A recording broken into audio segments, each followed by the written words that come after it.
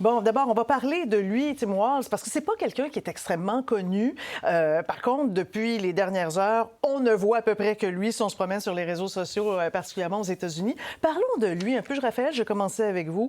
C'est un homme de 60 ans, un homme blanc, on l'a bien vu. Ancien professeur de lycée ou de secondaire, un peu l'équivalent, là, en géographie.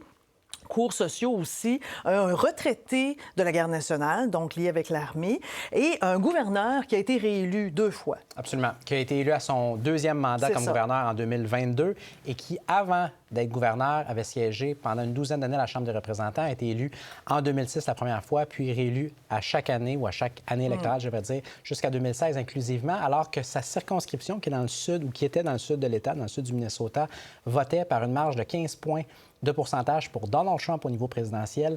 Lui la remportait à nouveau. Après coup, donc, a quitté ses fonctions, a brigué le poste de gouverneur, a été réélu, puis réélu.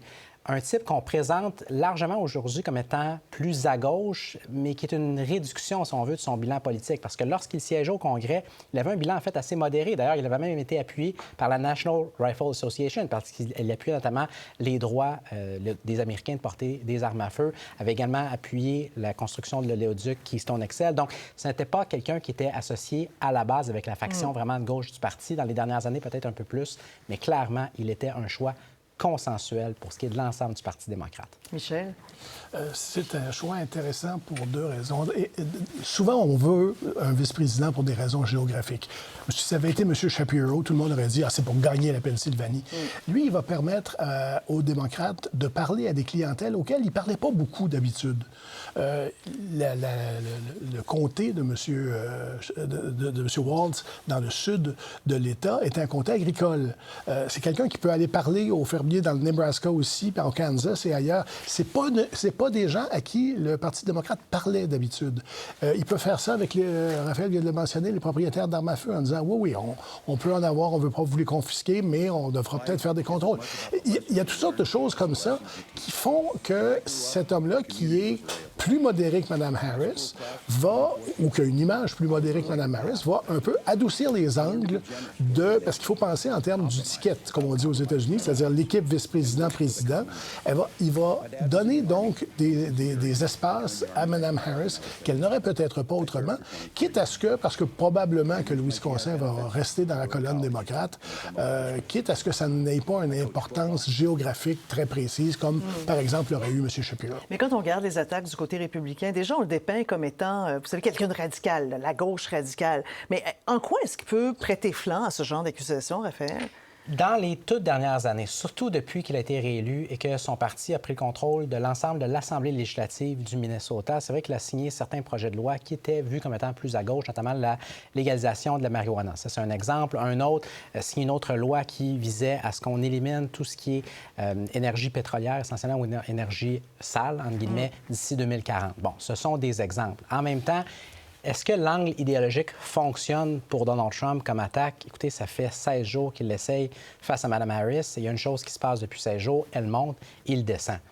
Donc, je vois assez mal en quoi il va nuire à Mme Harris. Je vois aussi, peut-être contrairement à Michel, assez mal comment il va vraiment ajouter beaucoup de choses positives, mais peut-être que la première tâche d'un candidat vice-présidentiel, c'est de ne pas nuire à la candidate présidentielle, chose, soit dit en passant, qu'on n'a même pas du côté de M. Trump avec un colistier qui ne fait que lui nuire activement depuis 2 semaines. Donc, je vous dirais que même si à la limite, M. Walz n'apporte rien, ni positif, ni négatif, je ne dis pas que c'est le cas, mais même si c'était le cas, ça sera déjà un meilleur coup pour Mme Harris pour ce qui est de sa sélection de colistier que ça l'a été pour M. Trump. On me dit que M. Shapiro, là, qui est en train de prendre la parole actuellement, vient d'utiliser un terme qui a été utilisé une première fois par M. Walz, qui a comme un peu cristallisé sa façon de mener des attaques contre les républicains en les traitant, et là je le traduis en français, en les traitant de bizarres finalement, mais en fait il utilise le terme « weird » ou « weirdo ». On va écouter un petit extrait. Alors c'est M. Walz, lors d'une entrevue, qui dépeint les républicains avec ces termes-là. Ça a donné ceci. Ça va nous donner un peu une idée du ton, la manière dont il mène ses attaques. These guys are just weird. That's who they are. So it isn't much else. Don't give them the power. Look, are they a threat to democracy? Yes. Are they going to take our rights away? Yes. Are they going to put people's lives in danger? Yes. Are they going to endanger the planet by not dealing with climate change? Yes, they're going to do all that. But don't lift these guys up like they're sometimes a hero. Bon, et ça s'est promené beaucoup par la suite, hein, cet extrait-là. Même le mot a été cristallisé et repris un petit peu partout. c'est comme une ligne. Peut-être que lui-même se l'a pris par surprise, Michel, parce que peut-être qu'il ne s'attendait même pas. Il a été même questionné en entrevue sur pourquoi vous avez choisi ce mot-là. C'est comme sorti tout seul. Il dit, plutôt que les qualifier comme étant des dangereux avec des menaces existentielles, moi, je trouvais simplement qu'ils étaient weird. Mais peut-être que c'est ce qui va le mieux marcher contre Donald Trump. Parce que c'est un fait que quand vous écoutez les discours de M. Trump, pas juste des extraits de 5 secondes, là, il part dans des anecdotes qui sont un peu étranges. Il parle toujours de ce requin qui s'en vient vers votre bateau électrique qui va couler. Êtes-vous mieux de vous électrocuter ou de faire manger par le requin? Moi, je me ferai électrocuter, disait-il. Il le répète à chaque fois.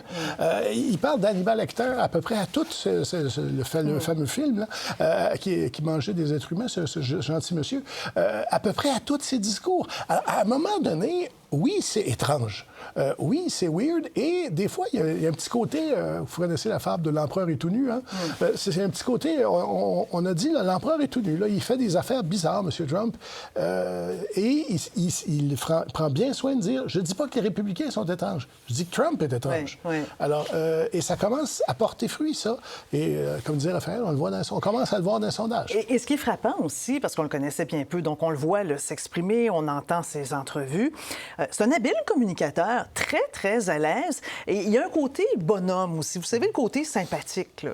Ça peut aider. Là. Absolument. Au niveau de la perception, type ordinaire. Et on parle de contraste avec Mme Harris, que peut-être qu'elle veut qu'on voit, justement, quelqu'un qui n'est pas aussi facilement associable, entre guillemets, aux élites, aux fameuses élites culturelles, évidemment, qu'on peut dépeindre davantage comme étant dans le camp de Mme Harris, issue de San Francisco, etc. Donc, il y a ça aussi qui joue effectivement au niveau des habiletés de communicateur.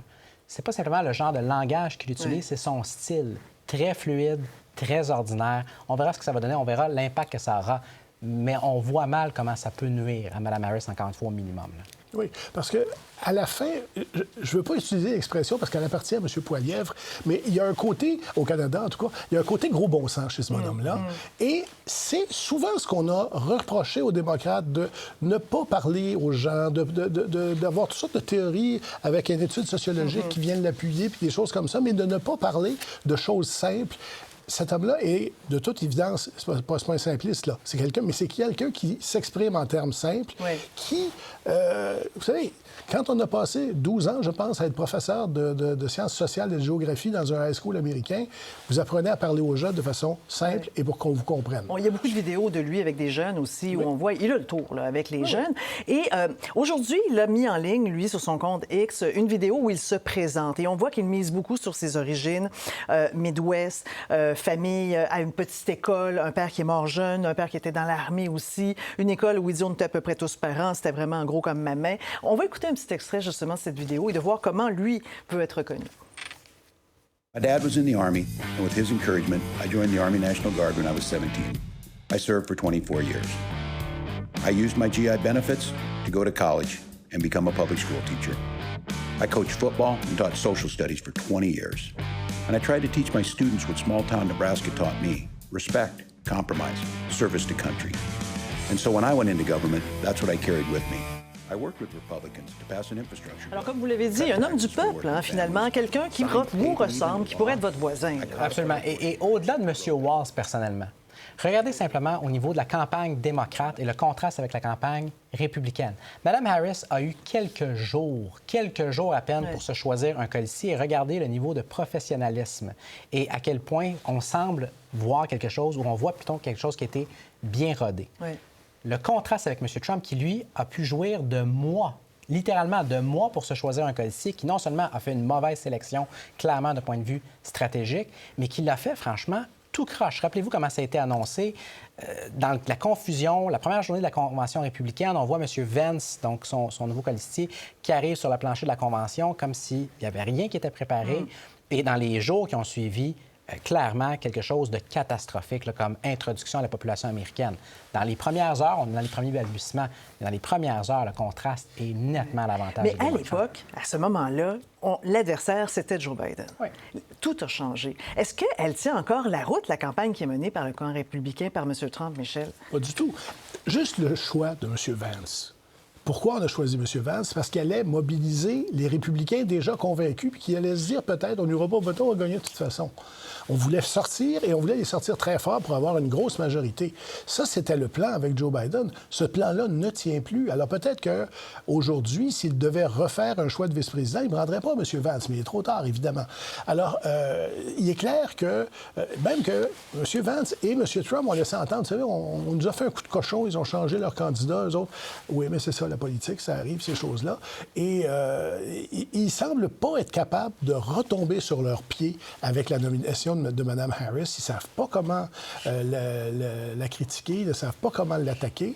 Et pour M. Trump en particulier, attaquer une femme, ça va être compliqué parce qu'on sait tout ce qu'il a pu dire sur des candidatures féminines dans d'autres élections, ça en prend pas beaucoup, des fois, pour déraper. Hein? Si on revient sur M. Shapiro, maintenant, qui est toujours à l'antenne, en fait, devant ce grand rassemblement, je regarde les moniteurs pendant que je vous parle, excusez-moi, pour voir qui est encore à l'écran. Alors, vous le voyez dans la petite boîte sous mon visage.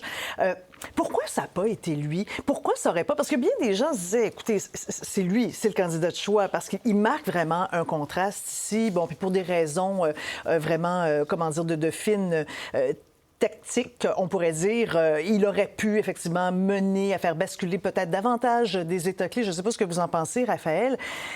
Est-ce qu'il y avait des casseroles concernant M. Shapiro? Il y en avait. C'était une sélection qui était plus risquée et potentiellement plus payante. Mme Harris s'est clairement retournée vers un choix qui était plus sûr en M. Walz. M. Shapiro était plus risqué comme choix dans la mesure où c'était la question de l'unité démocrate qui était en jeu. Particulièrement, pas exclusivement, mais particulièrement sur la fameuse question israélo-palestinienne, dans deux contextes. Le premier, la Convention nationale du parti. On l'oublie parce qu'on dirait que ça fait 50 ans, ça fait à peine 5 mois. Quand on se parlait à l'automne de cette crise-là et qu'on regardait en avant, on se disait la Convention démocrate à Chicago pourrait être le théâtre de division intra-parti sur cette question-là. Donc, le spectre, que ça revienne à l'avant-plan avec une candidature vice-présidentielle farouchement pro-israélienne, c'est une chose. Le deuxième contexte qu'on perd peut-être de vue, c'est le retour des étudiants et des étudiantes dans la grandeur des États-Unis sur les campus universitaires dans quelques semaines également. Donc, on voulait clairement éviter que ça devienne ou que ça redevienne un enjeu de un et de deux. M. Shapiro avait des ennemis clairement au sein du Parti démocrate, notamment le sénateur démocrate de son propre État, M. Fetterman, qui est sorti non seulement en privé, mais en public contre lui, l'attaquant comme étant trop ambitieux. Donc, clairement, on craignait qu'il donne peut-être un peu trop d'ombrage à Mme Harris. Et une alliée que M. Walz a pu compter dans son coin, et c'est une alliée qui n'a peut-être pas d'égal dans le Parti démocrate, même en 2024, elle s'appelle Nancy Pelosi. Oui, et elle compte. Et elle compte pas à peu près. Hein, vous dites que finalement, depuis le tout début, depuis en fait la pression sur Joe Biden pour quitter tout ça, elle a une voix qui porte. Là. Écoutez, elle était interviewée hier à CNN. C'est la première entrevue qu'elle donnait depuis des semaines, littéralement. Et là, on comprenait, bien qu'à mot couvert, que s'il fallait quelqu'un pour aller dire à Joe Biden, il faut que tu t'en ailles, ça allait être elle. Et quand Raphaël dit « elle compte », c'était la meilleure conteuse de voix qu'il y a jamais eu à la Chambre des représentants. Elle savait exactement où chaque... Mais c'est aussi quelqu'un qui a un bon nez pour l'ensemble de la population. C'est elle qui a été donc à peu près la première dans les démocrates importants à dire il ne peut plus rester là, M. Biden. Et de dire aussi le seul choix, c'est Kamala Harris. Parce que c'était pas évident, ça, au début non plus. On disait on va faire une primaire nationale, peut-être. Mais finalement, Kamala Harris, d'abord, elle a réussi elle-même à s'imposer, mais pas mal toutes les grandes huiles du parti, à commencer par Nancy Pelosi, ont dit ça doit être Kamala Harris, ce qui a facilité sa tâche considérablement. Et on regarde le résultat. Parlons de ce sondage. Ça vient de sortir. C'est vous qui nous l'avez signalé, Raphaël. On va le mettre à l'écran, justement, puis j'aimerais vous entendre le commenter. Alors, il s'en vient dans quelques secondes. Voilà, on le voit. Alors, c'est une tendance à laquelle on assiste depuis qu'on sait que c'est Kamala Harris qui est en avant-plan pour devenir candidate officielle. Alors là, maintenant, on le sait, ça a été officialisé là, depuis lundi soir. Comment vous le décodez, ce sondage-là? Que ce n'est pas seulement un sondage. C'est une tendance beaucoup plus large. À peu près tous les sondages, à la fois à l'échelle nationale et dans les États clés, montrent la même chose depuis 2 semaines et demie maintenant, c'est-à-dire une nette montée de la candidate démocrate. Un recul peut-être moins prononcé de M. Trump, mais certainement une ascension de Mme Harris à un point tel où elle a fait, en l'espace d'à peine 15 jours, une chose que M. Biden n'a jamais accomplie depuis le début de l'année 2024. C'est quoi? c'est prendre des devants en moyenne quand on regarde l'agrégation des sondages face à Trump. Et ça mérite d'être rappelé. Avant même d'avoir eu la Convention nationale de son parti, qui ne peut qu'aider son momentum également. Donc, on regarde ça un petit peu en avant. On se parle déjà d'une campagne qui est en mode sprint.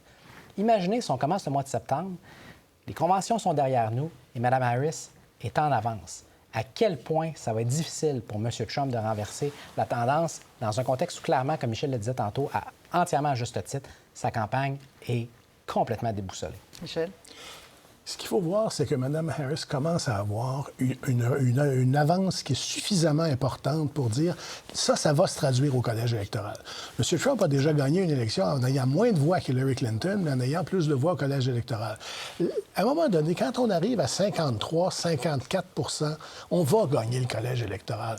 Et le dernier sondage dont Raphaël parlait tout à l'heure, la met à 53. Ça, on commence à être dans la zone où on respire, là. On n'est plus dans la zone, c'est ultra serré. Bon, il y en a un seul sondage qui dit 53, ça va en prendre 3 ou 4 avant qu'elle respire mieux, la campagne de Mme Harris, mais la tendance, c'est là. Ce qui peut arriver, et c'est ce qu'elle craignait.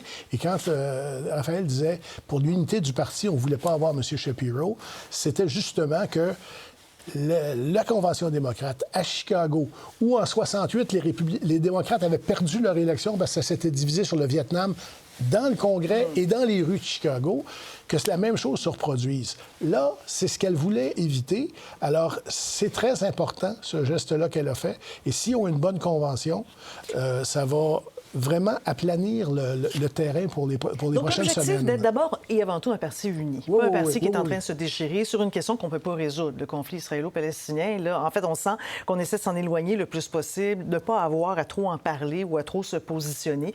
Là, ce qui se passe ce soir, sur le grand rassemblement aujourd'hui à Philadelphie, c'est le début d'un blitz. Elle va faire le tour de 7 États clés. En fait, on va dire -1 parce que la Géorgie, il y a cet ouragan là, qui est en train de frapper, donc on va le remettre un petit peu plus tard. Mais on pourrait peut-être regarder justement la carte du parcours qui commence à compter de ce soir. Donc, elle va se promener dans des endroits qui comptent, avec cette image, justement, où elle est renforcée par ces derniers sondages, cette tendance, où elle a déjà son colistier qui, pour l'instant, on va voir comment ça va être reçu, son nom, mais pour l'instant, bon, on a l'impression qu'il y a de la joie, il y a de l'énergie, il y a de la jeunesse autour d'eux. Quand vous regardez la carte, là, qu'est-ce qui vous passe par la tête, là, Michel? Des États clés où il y a aussi une base démocrate relativement solide parfois.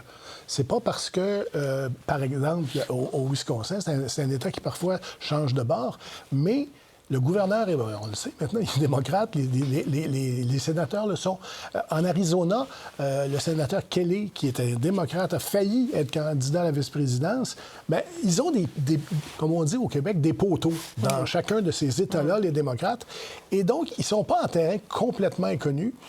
Ils peuvent fonctionner avec un parti qui est structuré et donc avoir tout ce qu'il faut, là, la machine pour sortir le vote, pour inscrire les électeurs et tout ça.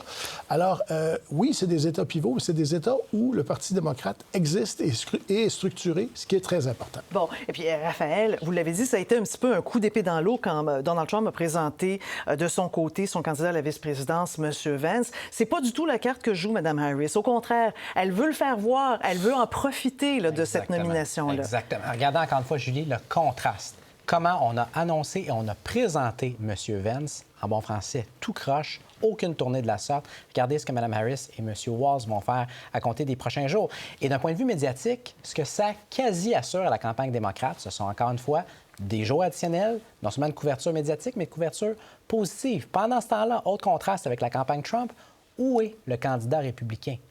Nulle part. Dans aucun des États clés qui vont trancher cette élection-là, est-ce que M. Trump est en rallye cette semaine? Il va dépêcher M. Vance, qui n'a aucune espèce, ou à peu près aucune espèce de capital de sympathie important dans le moindre de ces États-là, de un. Et de deux, pendant ce temps-là, il va tenir, là je parle de Trump, un seul rallye au Montana. Oui. Où l'issue de l'élection présidentielle, absolument, n'est aucunement en jeu. Plus ça va, cette campagne-là, plus ça me... Et Michel va sans doute s'en souvenir comme moi, là, plus ça me rappelle les bas creux de la campagne Trump en 2016. Pendant l'été 2016, quand sa campagne allait en vrille, avant qu'il nomme Kellyanne Conway et Steve Bannon pour essayer de rectifier le tir, et que lui-même se disait « ma campagne, ça va tout croche », Ça ressemble vraiment à ça depuis 2 semaines. Mais Donald Trump, il a annoncé aujourd'hui qu'il va accorder une entrevue à Elon Musk. Donc, ce sera lundi. Ça peut jouer pour lui ou est-ce que ça peut pas jouer contre lui aussi d'une certaine façon? Je vois mal, encore une fois, à quel point ça l'aide. En quoi est-ce qu'il va aller chercher des électeurs, un petit peu comme avec sa sélection de M. Vance? En quoi est-ce qu'il va aller chercher un mot à la fois? Il va aller chercher, exactement. Autre chose à dire en même temps. Il va aller chercher des électeurs, des électrices qui ne lui sont pas déjà acquises. Ce qui devrait être la mission numéro 1, surtout dans un contexte, soit dit en passant, ce qu'on mentionne moins lorsqu'on parle des sondages, lorsqu'on les fouille davantage, c'est que chez les électeurs indépendants, Mme Harris, il n'y a pas plus tard que 3 semaines, était vue de façon massivement négative. Ce n'est plus le cas. M. Trump, dans le premier sondage national qu'on avait face à Mme Harris, avait une avance de 14 points face aux électeurs ou par rapport aux électeurs indépendants, ceux qui ne sont pas des républicains et des démocrates. Aujourd'hui, dans presque tous les sondages, soit ils sont à égalité ou Mme Harris est en avance. L'autre affaire de ces entrevues-là, on le sait, nous autres, c'est écouter quand les gens disent « Ah, il va y avoir vraiment un match entre l'intervieweur et le candidat. On va apprendre des affaires. » Elon Musk est un partisan avoué de M. Trump, a donné littéralement des centaines de millions à la campagne de M. Trump. Ça ne sera pas exactement une entrevue très, très corsée, là. Alors, à un moment donné, si M. Trump veut faire quelque chose pour remonter, il doit prendre des risques. Aller voir Elon Musk, c'est pas prendre un risque. Refuser le deuxième débat à condition qu'il se passe chez Fox News, qui est presque la maison pour lui, et devant public, donc de le transformer en assemblée partisane, ça aussi, c'est pas prendre un risque. Alors, là-dessus, M. Trump fait de drôles de choix stratégiques. Là, il doit commencer à penser, peut-être que je suis derrière et qu'il faut que je gagne cette élection, pas que je conserve mon avance. Et ça, il ne le fait pas encore. On verra s'il est capable de, comme il l'avait fait en 96, de changer et de le faire. Ou en 2016. Juste un petit mot pour nos téléspectateurs pour dire on est toujours en train de surveiller l'arrivée de Mme Harris. Alors, elle se fait attendre pour l'instant. Elle était censée se présenter sur le podium à compter de 17h30. Il y a toujours du délai. Ça, c'est normal. Là. Alors, on continue à suivre ça. Raphaël, juste un petit mot justement pour enchaîner. Alors, ça va pas très nécessairement bien. En fait, il y a quelque chose qui s'est passé, mais du côté de l'argent, on le voit, parce que l'argent a beaucoup parlé. Bien, d'une part, dans le choix de M. Biden de se retirer, et on voit les dons sont revenus depuis que c'est Mme Harris. Absolument. Et un petit point sur M. Wall, c'est l'argent. Parce qu'en coulisses, ce qu'on a entendu beaucoup dans les derniers jours, c'est qu'il y avait de la grogne à l'endroit d'une sélection potentielle de M. Shapiro. Et une phrase, ce n'est pas la mienne, là, je la cite, qui était utilisée en privé par certains donateurs démocrates qui faisaient de la pression sur la garde rapprochée de Mme Harris, c'était « Genocide Josh ». Un petit peu comme on avait utilisé « Genocide Joe » parmi les critiques de la politique pro-israélienne de l'administration sortante. Donc, l'argent aussi peut être joué dans la sélection vice-présidentielle. Et pour la suite de la campagne, c'est un avantage colossal que Mme Harris risque d'avoir pour la sortie de vote. Quand on regarde déjà à quel point la campagne républicaine est désorganisée, c'est un avantage à ne pas sous-estimer du côté démocrate présentement. Bon, alors écoutez, ça n'est toujours pas commencé, mais l'événement se poursuit. Lorsqu'on voit en ce moment, c'est toujours cette estrade. C'est bourré de gens. Semble-t-il qu'il y a beaucoup d'énergie dans la salle. Merci. Vous avez mis la table, finalement. On va continuer à le suivre avec nos prochains bulletins, bien entendu. Alors, Michel Sauger et Raphaël Jacob, merci d'avoir été avec nous.